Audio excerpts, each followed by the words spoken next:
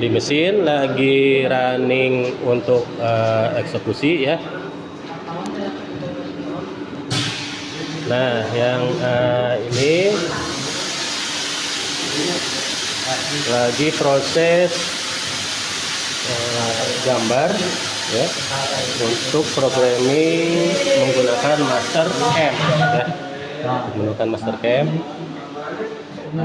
ya.